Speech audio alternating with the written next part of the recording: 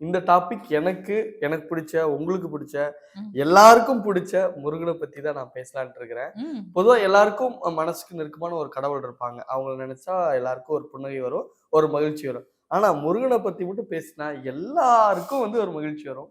So தை மாசம் வந்தாச்சு. தைப்பூசம் வரப்போகுது. ம். அத பத்தி பேசலாமா? நல்லா பேசலாம்.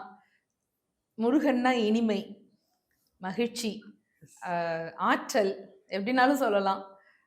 முருகன்னு சொல்லும்போது எல்லார் மாதிரி எனக்கும் அதுக்கு உடம்புக்குள்ள ஒரு பெரிய புத்துணர்ச்சி நிச்சயமா வரும் தான்.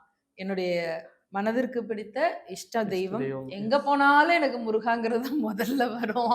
அப்புறம் அந்த சாமிகிட்ட, "ஓ! பெருமாள் கோயிலா? மன்னிச்சுடுங்க பெருமாளே" அப்படின்ட்டு முருகான்னு சொல்லுவேன். அ முருகனுடைய பல திருவிழாக்கள்ல முக்கியமானது தைப்பூசம். தைப்பூசத்துக்கு வந்து நெறைய பெருமைகள் உண்டு. நம்ம தமிழர் மரபுப்படி நம்முடைய மூதாதையர் தெய்வமாக ஆனாங்கன்னா அது முருகன். நம்ம சிவபெருமான் வந்து பெரிய மகா யோகி ம். உலகத்துல. பெரிய யோகி என்றால், அந்த யோகியினுடைய அடுத்த அந்த அதனுடைய டிரைவேஷனான வெர்ஷன் அப்படின்னு முருகன சொல்லலாம். சிவன் தான் முருகன், முருகன் தான் சிவன். அதுல மாற்றம் இல்ல.